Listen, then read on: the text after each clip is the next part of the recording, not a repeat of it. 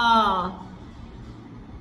నిర్దోషముగా ఏమాత్రము కూడా రుజువు చేసుకోలేని మన పరిస్థితిలో దోషులముగా నిలబడ్డ మన బ్రతుకుల్ని నిర్దోషులుగాను, అపరాధులమైన మనల్ని నిరపరాధులుగాను నిలువబెట్టుటకు ఆయన రక్త మాంసములు కలవాడుగా తన దేహము నందు మరణము వలన ఇప్పుడు మిమ్మల్ని సమాధానపరచును.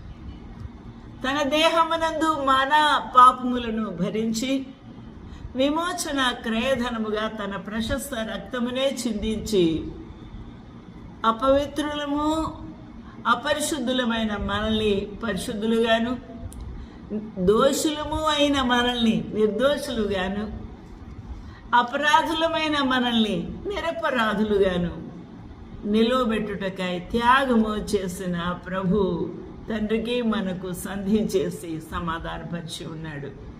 In the body of his flesh through death, to present you holy and unblameable and unreprovable in his sight. ఎంత బాగుందండి, ఎంత దేవుని యొక్క గొప్ప ప్రణాళిక, ఎంత గొప్ప త్యాగము, ఎంత గొప్ప ప్రేమ, ఎంత గొప్ప ఆయన యొక్క కరుణ మనము వర్ణించాలవి కాదు.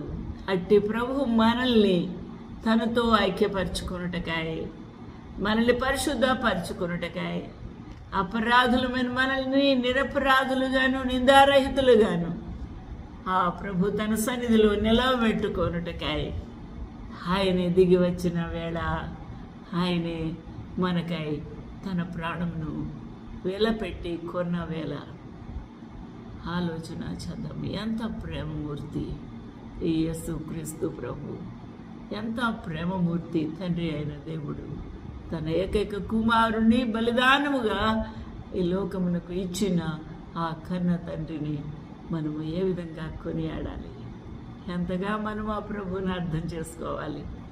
నువ్వు అర్థం చేసుకునే మనసు నీకుందా? అర్థం చేసుకునే శక్తి నీకున్నదా? అర్థం చేసుకునే హృదయము ఉన్నదా? ఆలోచన చేద్దాము. ప్రభు నా యొక్క హృదయ నేత్రాలు, మనోనేత్రాలు తెరవండి, నిన్ను అర్థం చేసుకోవడానికి, నిన్ను ప్రేమించడానికి, నిన్ను నా హృదయంలో స్థానం